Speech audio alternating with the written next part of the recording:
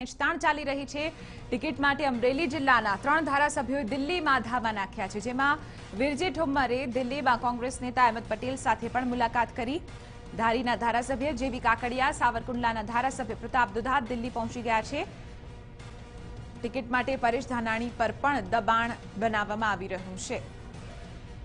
મહત્વની વાત છે કે આ ત્રણેય ધારાસભ્યો ટિકિટ માટે પ્રયાસ કરી રહ્યા છે।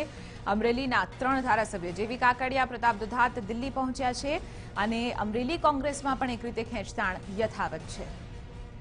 આજ મુદ્દે વધુ જાણકારી મેળવીશું ટીવી 9ના સંવાદદાતા મહેન્દ્ર બગડા પાસેથી। મહેન્દ્ર, કોંગ્રેસમાં આમ તો એક રીતે ખેંચતાણ છે જ, પરંતુ અમરેલીમાં પણ લગભગ એક બેઠક માટે 3 નામ સામે આવી રહ્યા છે। ચિત્રા, અમરેલી બેઠક કોંગ્રેસ માટે સૌથી માથાના દુખાવા સમાન છે, કારણ કે વિપક્ષના નેતા પરેશ ધાનાણી જે હાઈકમાન્ડ રાહુલ ગાંધીની નજીક હોવાનું માનવામાં આવે છે, એમની જે ઈચ્છા છે પૂર્વ જળ સંસાધન પ્રધાન મનુભાઈ કોટડિયાના દીકરા સુરેશ કોટડિયાની છે, જ્યારે 3 ધારાસભ્યો પોતે અથવા પોતાના પરિવાર માટે ટિકિટ માંગી રહ્યા છે।